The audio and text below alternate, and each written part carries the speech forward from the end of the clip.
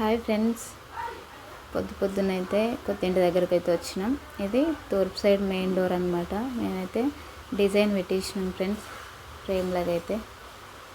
ఇక్కడ చూడండి, హాల్లో కిటికీ, ఇక్కడ కిచెన్ కిటికీ అనమాట. ఇప్పుడు బ్యాక్ సైడ్ వెళ్దాం, బ్యాక్ సైడ్ చూపిస్తా. బాగా ప్లేస్ ఉంది ఫ్రెండ్స్, పెద్ద రూమ్ అయితే పడుతుంది.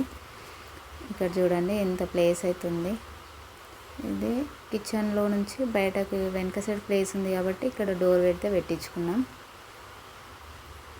ప్లేస్ అంతా ఉందన్నమాట. తర్వాత అయితే రూమ్ అయితే వేసుకోవడానికి బాగుంటుంది, స్టోర్ రూమ్లా కూడా వాడుకోవచ్చు. ఇప్పుడు ముందు సైడ్ వెళ్దాం.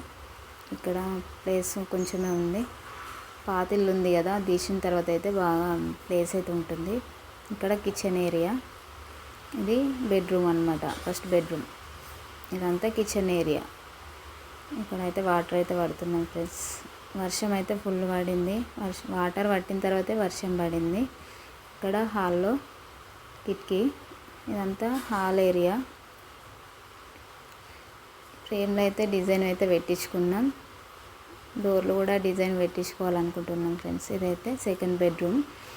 ఇందులో అయితే 2 కిటికీలు వచ్చినాయి. ఇక్కడ ఈ ప్లేస్లో సెల్ఫ్లు అయితే వస్తాయి. ఇక్కడ బాత్రూమ్లు ఉంటాయి ఫ్రెండ్స్. ఇక ఈ ప్లేస్లో బాత్రూమ్లు ఒకటే బాత్రూమ్ అయితే పెట్టించుకుంటున్నాం.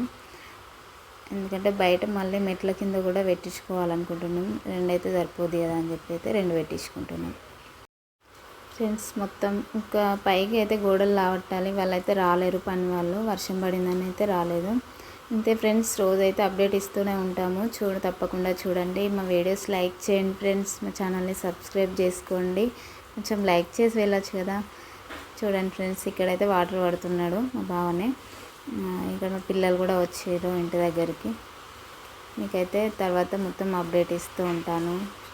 ఎలా వచ్చింది, మనం సింక్ ఏరియా ఎలా కట్టుకోవాలి, మా సెల్ఫ్ బండ ఎంత సైజులో పెట్టుకోవాలనేది అయితే నేను అన్నీ చూపిస్తాను. Bye friends.